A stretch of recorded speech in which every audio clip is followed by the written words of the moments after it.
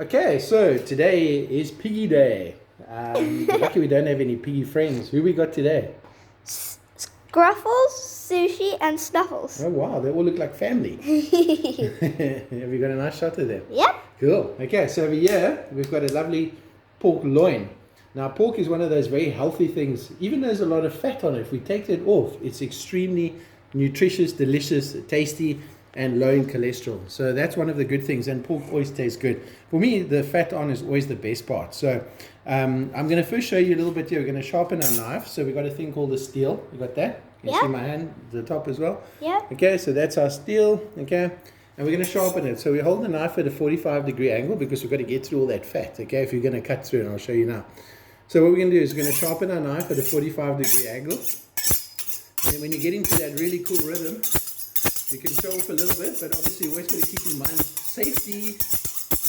Okay, so we're just going to give it a nice little edge on there, and that helps the knife cut through that really fatty parts on there.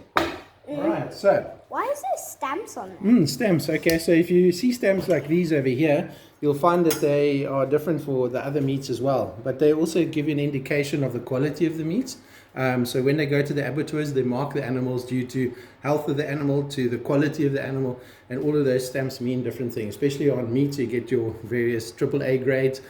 Pork I'm not too clued on, but there is a purple stamp, but I'm not sure on that one. And green I'm not too certain. So, but the most important thing is we buy from good suppliers, so I never really have to worry about that. Okay, so if we're going to work with things like pork and fat, we want to score it. We did that with the pork belly. Yeah. So that's what it would look like, kind of thing. So, but in our case, we want to actually remove that fat. And the cool part is you can actually cook the fat down a bit and then make like a little crackling where you can actually dry it in the oven, which I think we might even just do. Don't you also like test the sharpness of the knife? You can see, yeah, you can. You can test it on a tomato. We normally do because tomatoes are got quite a nice tight skin on there, and obviously if it slices through very easily, the knife is sharp. But as you can see here, it's wonderful. Okay, so we always take that really fatty layer off first. Okay. Why is some of it white and then red? So this is all different things like sinews and stuff that we want to take off, and that's all the different parts that connect the pig together, like ours and our muscle groupings. They all have relevance to that. So it's all there for a good reason. Okay. And what we need to do is take it off. So you can see over here, we're going to lose all of this, but we're not going to waste it because we actually in kitchens use every part of the animal, you see. So we'll now find ways to do something with maybe like a nice pork mince or something. We can do something cool with that. So we'll chop that up by hand. So we call it hand-cut mince. That sounds even more fancy. And then, yeah, we'll do that for another video. And then over here, the skin, I think we'll dry that out and make this amazing crackling. Okay. So all I want to do is take off the excess. But like, for instance, bits and pieces like this is not a bad thing because what happens is that's the fatty parts, and fat equals flavor. So what we don't want to do is lose it when we've already got it. So I'm actually going to leave that on. But this particular sinew we need to take off. And the reason for that is it makes the meat curl up. Okay. Yeah.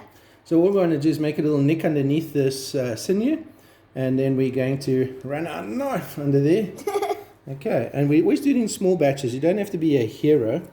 And do it all in one? Yeah, rather do it proper. And then you do it properly. Okay, so we also don't need to take too much meat off because we just want that thin layer of that sinew. What does sinew mean? Sinew is just it's a type of connective tissue, I think, if I'm not mistaken. I could be wrong. I've broken my tissue once. Difficult questions. Remember? I should know these things. All right, so you got my hand in there. I can't see the actual cutting of it. Can. Oh, my hand's in the way. Okay, so we do this last little piece here, and we just take that piece off. Okay. Now your hand's in the way. Yeah, exactly. And just this last little piece over here. Why is the pig being so difficult? Yep, and then we're just going to take the little piece off and we're going to add that for our mince over there. Okay. Don't So cut sushi. So that's what we left there, which is yummy. And we'll just take it last little bits and pieces. We like to square things off, make them all perfectly round and small. Okay.